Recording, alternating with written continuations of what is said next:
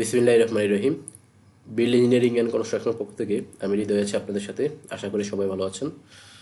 আজকে আমি দেখাবো মোমেন্ট ডিস্ট্রিবিউশন মেথডের প্রবলেম 2।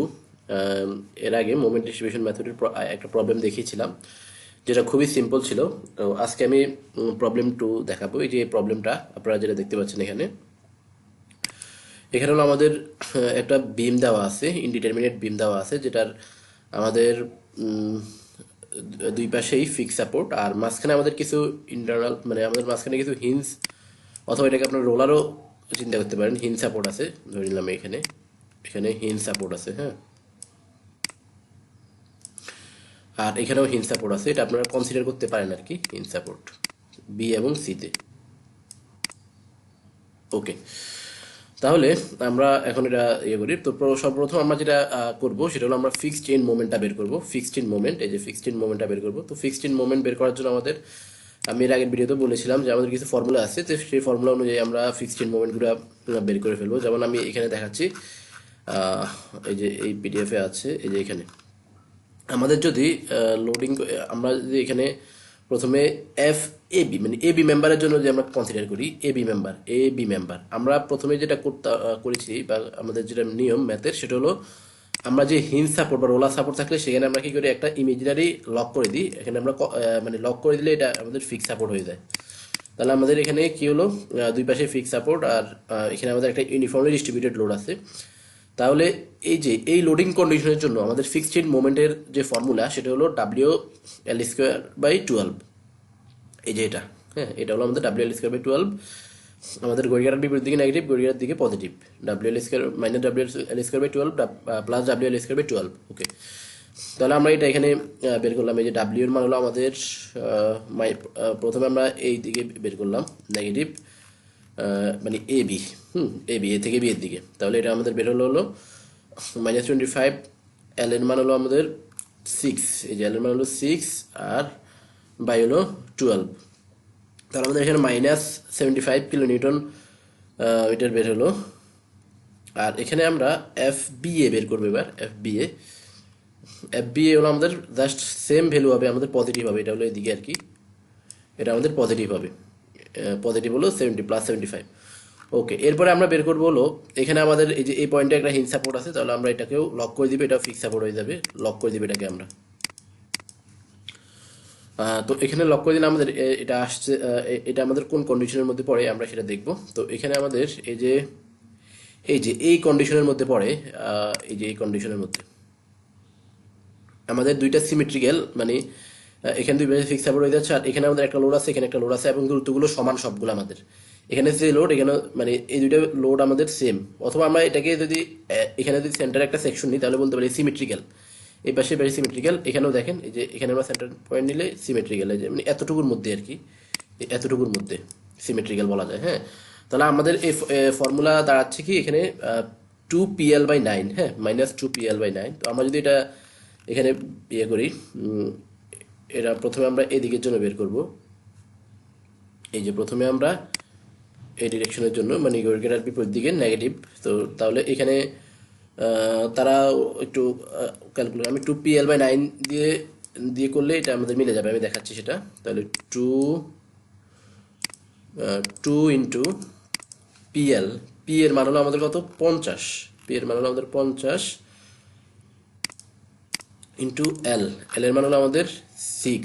টোটাল 2PL/9, 9 যদি আমি এখানে দিই, তাহলে আমাদের এখানে আসতেছে হলো এই যে 66.67, আর নেগেটিভ ডিরেকশন তো আছে 66.67। তাহলে 2PL/9 দিয়ে আমরা এটা করে ফেলবো। এখানে তারা একটু মানে কাটাকাটি করে নিচ্ছে কি, সেম ফর্মুলা ইউজ করছে 2PL/9। ওকে, তাহলে এটা আমাদের এইদিকে বের করলাম, এরপর আমরা এই ডিরেকশনে বের করলাম, আমাদের এটা পজিটিভ 2PL/9। ওকে, এরপর আমাদের সর্বশেষ যেটা আছে সেটা হলো এই যে এখানে দুই পাশে যদি ফিক্স সাপোর্ট ধরি, তাহলে আমাদের এখানে একটা ইউনিফর্মলি ভ্যারিং লোড আছে, ইউভিএল। হ্যাঁ, ইউভিএল আছে। তো ইউভিএল লোডের জন্য আমাদের যে ফর্মুলা সেটা আমরা দেখে আসি। এই যে এটা হলো আমাদের ইউভিএল লোডের জন্য আমাদের ফিক্সড চেইন মোমেন্ট বের করার ফর্মুলা এটা। এখানে আমাদের যেদিকে লোডিং এর ভ্যালুটা আস্তে আস্তে কমে, সেখানে হলো আমাদের WL²/30, আর যেদিকে লোডিং এর ভ্যালুটা বেশি সেদিকে হলো WL²/20। এবং অবশ্যই সাইন কনভেনশনটা ঠিক রাখবেন। ওকে, তাহলে আমরা এখানে এদিকে আমরা প্রথমে এই যে এদিকে হলো আমাদের যেটা বলেছিলাম, এদিকে আমাদের লোডিং কন্ডিশনটা মানে এটা যদি আমরা কনসিডার করি, এদিকে এদিকে আমাদের লোড কিছু কিছু কমতেছে আস্তে আস্তে, আর এদিকে বেশি, তাহলে লোড যেখানে কমে সেদিকে আমাদের হলো ডাব্লিউ এল স্কোয়ার বাই 30, এটাই করা হয়েছে এখানে, ডাব্লিউ এল স্কোয়ার বাই 30। এই যে ডাব্লিউ মান হলো 75, এল স্কোয়ার মান 4 আর 30, ডাব্লিউ মান হলো 75, এল হলো 4 আর হলো 30, হলো 30 করে দিলাম, তাহলে আমাদের এখানে -40 কিলোনিউটন মিটার আসলো। এরপর এদিকে আমাদের হলো same W L square by 20টা বের হলো। ওকে, তাহলে আমাদের সবগুলা ফিক্সড চেইন মোমেন্টের মান আমরা বের করে ফেললাম। এখানে আমরা সবগুলা ফিক্সড চেইন মোমেন্টের মান বের করে ফেললাম। এরপর আমরা ফিক্সড চেইন মোমেন্টের মান বের করার পর আমরা চলে যাব হলো এখানে আমাদের ডিস্ট্রিবিউশন ফ্যাক্টর বের করবো আমরা। তো ডিস্ট্রিবিউশন ফ্যাক্টর বের করার জন্য আমরা এখানে আমাদের কিছু ফর্মুলা আছে। ফর্মুলাগুলো কি সেটা আমি একটু আগে দেখাই, তারপর আমরা আসি। এখানে হলো আমাদের প্রথমে যেটা বের করতে হবে সেটা হলো স্টিফনেস, রিলেটিভ স্টিফনেস বের করতে হবে। তো রিলেটিভ স্টিফনেস বের করার জন্য আমাদের এই যে বিভিন্ন সাপোর্ট কন্ডিশনে বিভিন্ন লোডিংয়ের জন্য আমাদের ফর্মুলা আছে, যে রোটেশনাল স্টিফনেস বা রিলেটিভ স্টিফনেস, রোটেশনাল স্টিফনেস আমরা এটাকে বলি, রোটেশনাল স্টিফনেসের ফর্মুলা হলো 4EI/L। এটা হলো এই কন্ডিশনের জন্য, মানে এক পাশে ফিক্সড এক পাশে হিঞ্জ বা রোলার থাকলে। আর রোটেশনাল স্টিফনেস আমাদের ফর দুই পাশেই এক পাশে হিঞ্জ এক পাশে রোলার থাকলে এটা। তো আমাদের এখানে আমরা চলে যাই, আমাদের এখানে হলো আমরা যদি কনসিডার করি, আমাদের এই পাশে হলো ফিক্সড, এই পাশে হলো হিঞ্জ। হ্যাঁ, তাহলে আমাদের এটা হচ্ছে 4EI/L, এই ফর্মুলার মধ্যে পড়বে যে 4EI/L। তো এখানে তারা 4EI = 1 ধরে, মানে এখানে 4EI = 1, 4EI = 1, 4EI যদি আমরা 1 ধরে নিই, 4E = 1 EI না, সরি, 4E = 1, 4E = 1, তাহলে আমাদের 4EI/L এখানে, তাহলে আর থাকে শুধু EI মান, 4E যদি মান যদি 1 হয় তাহলে শুধু I থাকে, আর L এর মান হলো 6, 4EI/L L এর মান হলো 6। ওকে, এটা আমরা পেয়ে গেলাম রিলেটিভ স্টিফনেস এটা। এরপরে হলো বিসি মেম্বারের জন্য, বিসি মেম্বারের জন্য আমাদের সেম, এখানে আমরা যদি লক করলে আমাদের দুই পাশে ফিক্সড 4EI/L, এটা আমাদের 4EI/L হবে। এরপরে আমাদের সিবি মেম্বারের জন্য আমাদের সেম 4EI/L, এটা এখানে তারা সরাসরি মান বের করে ফেলছে, আই এর মান 1 ধরে, ধরলে আমাদের মান বের হবে হলো I 1/6, তাহলে এটা আমাদের মান বের হবে 1.67। হ্যাঁ, এটাই বের করছে। আর এখানে এই পাশে আমাদের একটু ইয়ে আছে, এটা আমাদের 4EI/L হলো সিডি মেম্বার। এখানে আমাদের যদি হিন্স এটা আমরা ইয়ে করি, এক পাশে আমাদের রোলার হিঞ্জ আর এক পাশে ফিক্স, তাহলে 4EI/L। এখানে L এর মান হলো আমাদের 4, এই কারণে 4 বসানো হয়েছে, তাহলে এটার মান আমাদের আসে 0.25।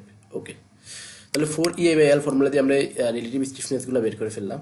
এরপরে আমরা সামেশন অফ, মানে রিলেটিভ স্টিফনেসের সামেশনটা আমরা বের করব, রোটেশনাল স্টিফনেস বা রিলেটিভ স্টিফনেসের সামেশন। তো এখানে আমাদের BA-তে আমাদের এই যে এই দুইটার যোগফল, এইটা এবং এটা সামেশন হলো আমাদের 2I/6, আর এই দুইটা সামেশন হলো আমাদের 4, মানে এই দুইটা যোগ করলে আমাদের হয় 0.167 প্লাস 0.25 = আমাদের হয় 0.147। ওকে, এরপরে আমরা এখানে ডিস্ট্রিবিউশন ফ্যাক্টরটা বের করব। ডিস্ট্রিবিউশন ফ্যাক্টরটা হলো আমাদের এখানে 0.50 হয়েছে এখানে, এটা আমাদের k/summation of k, তাহলে এটা আমাদের ক্যালকুলেশন করলে 0.50 হয়। হ্যাঁ, এখানে I কেটে যায়, তাহলে আমাদের এখানে 6 কেটে যায়, তাহলে 0.50 থাকে। এখানেও আমাদের 0.50, এরপরে আবার এখানে আমাদের 0.60 হয়, দুটোর জন্য আমাদের 0.60 হয়। ওকে, এটা মানে জাস্ট রিলেটিভ স্টিফনেসটা আপনারা এখান থেকে ইয়ে করবেন, k/summation of k গুলো আমাদের এটা বের হয়ে যায়। ওকে, তাহলে আমাদের ডিস্ট্রিবিউশন ফ্যাক্টর বের হয়ে গেল। এরপর আমাদের সর্বশেষ যেটা বের করতে হবে সেটা হলো, আমাদের মোমেন্ট ডিস্ট্রিবিউশন টেবিল। তো মোমেন্ট ডিস্ট্রিবিউশন টেবিলটা আমরা এখন করবো এখানে। মোমেন্ট ডিস্ট্রিবিউশন টেবিলে আমরা এখানে প্রথমে হলো প্রথম যে রো আছে সেখানে আমরা জয়েন্ট দিলাম, জয়েন্ট ABCD, আমাদের 4টা জয়েন্ট আছে। এই যে জয়েন্ট ABCD 4টা জয়েন্ট, ওকে, এরপরে আমরা মেম্বার আমরা ইয়ে করবো। মেম্বার হলো আমাদের ABBCCD, ABBCCD আমরা দিলাম ABBCCD। আবার এটাকে আমাদের এদিক থেকে আসলে আমাদের চিন্তা করতে হবে, তাহলে BA CB DC এভাবে, হ্যাঁ। তাহলে ABBA BC CB CD total আমাদের হচ্ছে হলো 6টা আর কি। এরপর ডিস্ট্রিবিউশন ফ্যাক্টর। তো আমাদের এটা আমি আগের ভিডিওতেও বলেছিলাম যে আমাদের ফিক্সড সাপোর্ট থাকলে সেখানে ডিস্ট্রিবিউশন ফ্যাক্টর মান 0। আর বিএতে আমাদের ডিস্ট্রিবিউশন ফ্যাক্টর মান হলো 0.5, যেটা আমরা এখানে পেয়েছিলাম। বিএ সেম একইভাবে আমাদের বিসিতেও 0.5। অবশ্যই আমাদের যে কোনো জয়েন্টে একটা জয়েন্টে ডিস্ট্রিবিউশন ফ্যাক্টরের সামেশন 1 হবে, হ্যাঁ। এই যে এই জয়েন্টে, তাহলে আমাদের এই বি জয়েন্টে দেখেন 0.5 1। আবার সি জয়েন্টে আমাদের এখানে আমরা পাইছি কত, 0.4 0.6, এটা এই 0.4 0.6, এটা আমাদের এখানেও আমাদের সামেশনটা 1। এরপরে ডি জয়েন্টে আমাদের ডিস্ট্রিবিউশন ফ্যাক্টর মান 0, কারণ ডি জয়েন্টে আমাদের এটা হলো ফিক্সড সাপোর্ট ডিস্ট্রিবিউশন ফ্যাক্টর 0। ওকে, এরপরে আমরা বের করবো ফিক্সড ইন মোমেন্ট। তো আমরা ভ্যালু পেয়ে গেছি, জাস্ট এখানে আমরা বসাই দিছি মানটা ফিক্সড ইন মোমেন্টের। এই যে এই ভ্যালুগুলো আর কি, +75 -75, যেখানে ফিক্সড ইন মোমেন্টের ভ্যালুগুলো আমরা জাস্ট বসাই দিলাম। বসাই দেওয়ার পর আমাদের এখানে ডিস্ট্রিবিউশন মোমেন্টটা বের করতে হবে। এখানে আসলে এটাকে ব্যালেন্স বলা হয়েছে, আমরা এটাকে ডিস্ট্রিবিউশন মোমেন্ট বলতে পারি, ডিএম, ডিস্ট্রিবিউশন মোমেন্ট। ওকে, তো ডিস্ট্রিবিউশন মোমেন্টের মান আমাদের এখানে কত হবে? ডিস্ট্রিবিউশন মোমেন্ট হলো আমাদের ডিস্ট্রিবিউশন মোমেন্ট বের করার যে পদ্ধতি, সেটা হলো এই যে fixed moment into distribution factors, হ্যাঁ। তাহলে আমাদের এই যে 75 ইন্টু 0 যদি গুণ করি, তাহলে আমাদের 0ই হয়। তার কারণে এখানে আমরা কোনো কিছু লিখি নাই, এটা আমাদের 0, এটা 0। আর এরপরে এখানে আমরা ডিস্ট্রিবিউশন মোমেন্টটা যেভাবে বের করবো, সেটা হলো আমরা এই যে এই দুইটা আমরা ক্যালকুলেট করব, মানে এই দুইটার রেজাল্টেন্ট কত হয় সেটা আমরা হিসাব করব। 75, তাহলে আর এদিকে আছে -66.67, তাহলে এটা আমাদের বের হচ্ছে 8.33। এই 8.33কে আমরা 0.5 দিয়ে গুণ করবো, মানে আমাদের রেজাল্টেন্ট যেটা বের হবে সেটাকে আমরা এটা দিয়ে গুণ করব। গুণ করে যেটা আসবে সেটা আমরা এখানে লিখবো ইন্টু 0.5। ওকে, তাহলে আমাদের এখানে আসছে 4.165, মানে আমরা 4.17 লিখছি, এবং এটা আমাদের যে সাইন আসবে তার অপোজিট সাইন। আমাদের তো ভ্যালু আসছে পজিটিভ, আমরা এখানে নেগেটিভ লিখলাম ব্যালেন্স করার জন্য। এবং আপনারা এই জয়েন্টে টোটাল আপনি এইগুলা যোগ করলে এখানে 0 হয়ে যাবে, মিলে যাবে, আমি একটু পর দেখাবো। তাহলে এখানে আসছে কত, 0.167, আর এখানেও আমাদের মাইনাস হবে, এখানেও সেম ভ্যালুই হবে। এখানে 0.16 লিখছি আর কি, এখানে জাস্ট দুইটা মিলে যাতে করে আমাদের ওই রাউন্ড ফিগার হয় আর কি, সেজন্য। ওকে, তাহলে 0.1, এটা সেম ভ্যালুই, আপনি লিখলে অসুবিধা নাই, এটাই আর কি। তাহলে 0.167 0.16। ওকে, এরপরে আমরা এই পাশে যদি চলে আসি, এই পাশেও সেম, এই দুইটা যোগ করবো আমরা। যোগ করার পর আমাদের এখানে বোঝা যাচ্ছে 66.67 থেকে আমরা যদি 40 বাদ দিয়ে দিই, তাহলে থাকে 16.67। তাহলে 16.67 ইন্টু আমরা যদি 0.4 দিই, 0.4, তাহলে আমাদের আসতেছিল কত, 6 পয়েন্ট, সরি, এটা আমাদের হবে 20, আমি একটু মিস্টেক হয়েছে একটু, 66.67 মাইনাস 40, তাহলে আমাদের আসতেছে 26.67 ইন্টু 0.4, তাহলে আমাদের আসতেছে হলো এই যে 10.67 এটা। এরপরে আর এখানে আসবে কত, এখানে আমাদের আসবে হলো 66.67 মাইনাস 40 ইকুয়াল টু ইন্টু আমরা দিব হলো 0.6, আমাদের আসতে কত, 16 বরাবর আমরা 16 দিব। এখানে এই সাইনটা নেগেটিভ হবে, আর এটা আমাদের এখানে ফিক্সড ইন মোমেন্ট 60, আর এখানে যেহেতু আমাদের ডিস্ট্রিবিউশন ফ্যাক্টর 0, তাহলে 16 এবং 0 গুণ করলে 0ই হয়, এটা 0। এখন দেখেন এই যে এই চারটা ভ্যালু আপনি ক্যালকুলেশন করলে, রেজাল্টের হিসাব করলে এটা 0 হবে, এবং এই চারটা ভ্যালুর ক্যালকুলেশন করলে 0 হবে। তো এটা দেখেন 75 মাইনাস 66.67, মানে ব্যালেন্স হবে আর কি, টোটাল স্টেবল হবে আর কি। মাইনাস 4.17 মাইনাস 4.16 যদি আমি লিখি, তাহলে 0। এই যে, আর এখানেও 0 হবে, 66.67 মাইনাস 40 মাইনাস 10.67 -16, তাহলে এখানে আমাদের 0, তাহলে ব্যালেন্স হয়ে গেল। এই কারণে এটার নাম ব্যালেন্স দেওয়া হয়েছে, মানে আমরা এই ভ্যালুটা দিয়ে পুরো এই এটাকে আমরা ব্যালেন্স করে ফেললাম। ওকে, তাহলে এরপরে আমরা এরপর ক্যারি ওভার মোমেন্ট বের করতে হবে। সিও মানে ক্যারি ওভার মোমেন্ট। এই যে এখানে যে ভ্যালুটা পাচ্ছি সেটার অর্ধেক এখানে আসবে, আবার এখানে যেটা পাচ্ছি সেটার অর্ধেক এখানে আসবে, এটার অর্ধেক এখানে আসবে, এরপর এটার অর্ধেক এখানে আসবে। এরপর আবার আমরা এটাকে ব্যালেন্স করছি এখানে। এখন আমরা আবার এখানে ক্যারি ওভার মোমেন্টটা বের করবো। তো ক্যারি ওভার মোমেন্টটা এখানে আমি যেমনটা বলেছিলাম, এইখানে এটার অর্ধেক, এটার অর্ধেক এদিকে আসবে, এটার অর্ধেক এদিকে আসবে, আর এটার অর্ধেক এদিকে আসলো, মাইনাস চিহ্ন ছিল। আবার আমরা ব্যালেন্স করব। ব্যালেন্স করবো কীভাবে? আমাদের যে বি জয়েন্টে আমাদের এখানে আছে, এখানে কত 5.34। তো 5.34কে আমরা আবার ক্যারি ওভার মোমেন্টকে আমরা ডিস্ট্রিবিউশন ফ্যাক্টর দিয়ে গুণ করবো। 5.34 ইন্টু 0.5, তাহলে আমাদের এখানে আসছে 2.67। তাহলে 2.67 আমরা এটা এবার দিব প্লাস, তাহলে এটা যোগ করলে আমাদের এটা সমান হয়ে যাবে, মানে এই জয়েন্টটা আমাদের ব্যালেন্স হবে। 2.67 এর দিকেও দিব, 2.67 এর দিকেও দিব, বিসির দিকেও দিব, বি এর দিকেও দিব আমরা। এরপরে এখানেও সেম, এখানে আমাদের 2.08 আছে, 2.08কে আমরা গুণ দিব 0.4 দিয়ে। 2.08 ইন্টু 0.4, তাহলে এখানে আমাদের আসছে হলো 0.83। এই যে এটা আমি এখানে বসাইলাম, 0.83 দিব এখানে। আর এই 2.08 থেকে 0.83 আমরা এখানে দিব। এরপর আবার আমরা যদি করি 2.08 দিয়ে যদি আমরা 0.6 গুণ দিই তাহলে কি হয় 0.6, তাহলে এখানে আমাদের আসছে 1.25। এই যে 1.25 আমি এখানে বসাই দিলাম, প্লাস হবে, তাহলে এটা আমাদের ব্যালেন্স হলো। এরপর আবার এটার অর্ধেক এদিকে আসবে। এভাবে আমরা মানে যতক্ষণ না পর্যন্ত আমাদের এই যে এখানে জিরো না হবে, ব্যালেন্স এখানে আমাদের 0.01 না হবে বা জিরোর কাছাকাছি না হবে, ততক্ষণ পর্যন্ত আমরা এটা কন্টিনিউ করব। তো এখানে আমরা দেখতে পাচ্ছি আমাদের এই ধাপে এসে 0.01, এখানে 0.01, 0.03, 0.04 হচ্ছে এটা।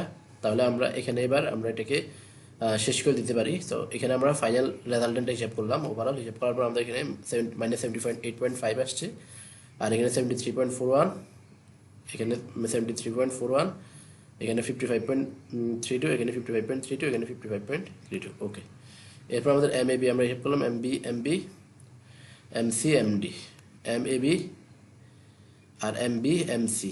হ্যাঁ, এটা আমরা হিসাব করলাম, করার পর আমাদের শেষ। তো এভাবে আমরা মোমেন্ট ডিস্ট্রিবিউশন মেথডের মাধ্যমে একটা ইউনিফর্মলি ভ্যারিং লোড থাকলে সেই ইউনিফর্মলি ভ্যারিং লোড এবং ইউনিফর্মলি ডিস্ট্রিবিউটেড লোড এবং পয়েন্ট লোড থাকলে আমরা একটা ইনডিটারমিনেট বিমের সলভ করতে পারি, অ্যানালাইসিস করতে পারি আর কি। তো ভিডিওটি দেখে যদি আপনাদের ভালো লেগে থাকে তাহলে আমাদের চ্যানেল সাবস্ক্রাইব করে বেল আইকনে ক্লিক করে রাখুন, যাতে পরবর্তী ভিডিও সবার আগে আপনাদের কাছে পৌঁছে যায়। ধন্যবাদ সবাইকে।